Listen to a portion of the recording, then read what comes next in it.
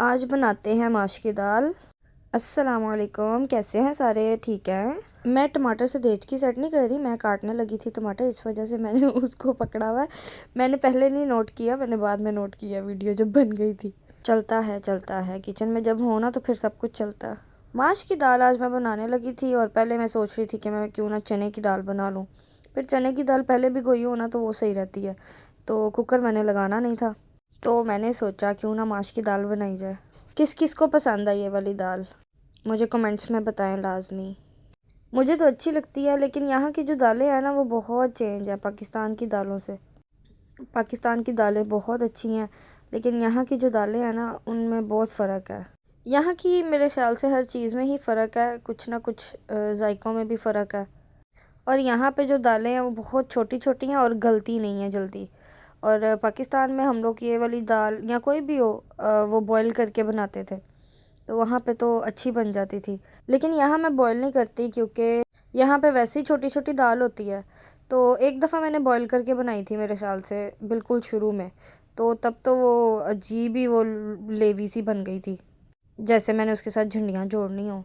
लेकिन इस दफ़ा मैंने सोचा था कि मैं पाकिस्तान से आते हुए दालें लेकर आऊँगी लाजमी, क्योंकि यहाँ की दालें मुझे नहीं इतनी कोई पसंद आई। लेकिन फिर आपको पता है कि वज़न उतना ही होता है 30 kg या 7 kg, तो फिर वो अपनी चीज़ें लेकर आए इंसान या ये लेकर आए। मसाले मैं ज़रूर लेकर आई थी थोड़े बहुत वहाँ से, लेकिन फिर दालें नहीं ला सकी, मैं क्या कर सकते हैं। लेकिन अब ये है कि यहाँ का जो तरीका है बनाने का वो अब समझ आ गई है कि किस तरह बनाना है।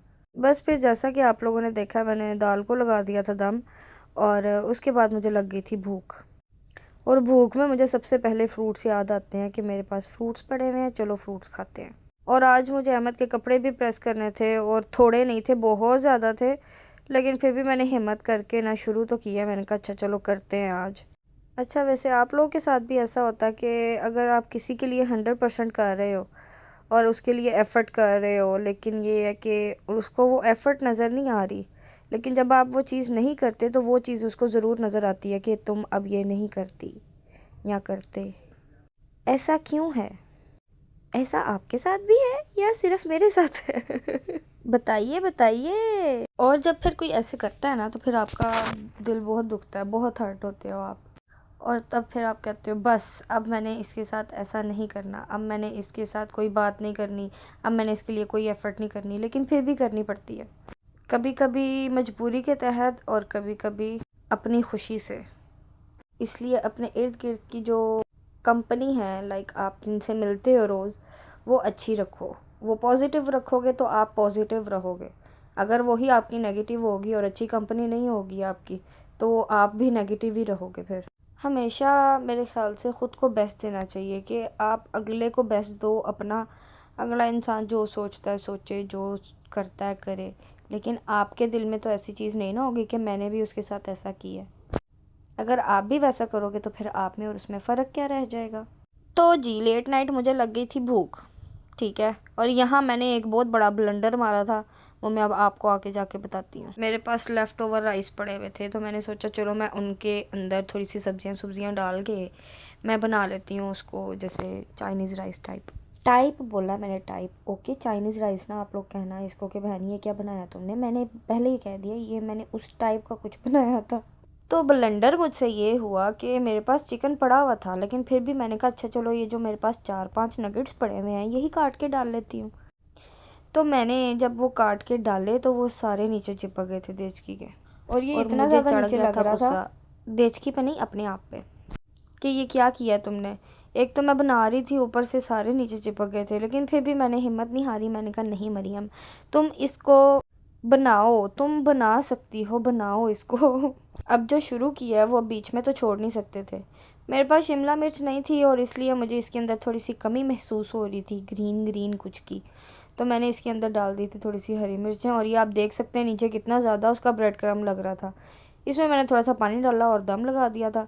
दम जब खोला फिर मैंने उसके अंदर राइस डाले और इसको अच्छे से मिक्स किया, और ये हमारे चाइनीज़ राइस टाइप की एक चीज़ तैयार हो गई है। बन तो अच्छे गए थे, लेकिन नसीहत हो गई थी कि नेक्स्ट टाइम ये वाली हरकत नहीं करनी मरियम तुमने। बने तो अच्छे थे, no doubt, but next time एहतियात ज़रूरी है। फिर उसके बाद रूम वगैरह साफ़ किया सारा और फिर थोड़ी देर सो गई थी मैं। उठी हूँ तो फिर फजर का टाइम हो गया था, नमाज़ पढ़ी। नमाज़ पढ़ने के बाद फिर अहमद को कॉल की कि नाश्ता क्या करना है, तो कहते हैं कि आज नाश्ता नहीं करना। फिर मैंने कहा चले मैं शेक बना लेती हूँ, तो कहते कि मैं आता हूँ तो फिर बना लेते हैं। वो आए हैं तो उनके आने से पहले मैंने एवोकाडो निकाल के रखा हुआ था, क्योंकि मैंने फ्रीज़ कर लेती हूँ, क्योंकि ये ख़राब हो जाते हैं बहुत जल्दी, तो इसलिए फ्रीज़ कर लो तो वो बेहतर रह जाता है। बस अगर मैंने टोस्ट बनाना हो कोई तो फिर मैं एक आधा बाहर रख देती हूँ कि उसका मैं टोस्ट बना लूँगी, तो लेकिन ये है कि वैसे मैं फ्रीज़ कर लेती हूँ। बस फिर वो आए हैं और शेक बनाया, हमने शेक इंजॉय किया और बस फिर आज के लिए इतना ही। और जिसने अभी तक सब्सक्राइब नहीं किया सब्सक्राइब कर लें और वीडियो पूरी देखा करें। छोटे छोटे से व्लॉग्स बनाती हूँ मैं, कौन से ज़्यादा बड़े बनाती हूँ, इसीलिए पूरी वीडियो देखा करें। बस आज के लिए इतना ही, अपना ख्याल रखिएगा। अल्लाह हाफिज़। Thank you for watching.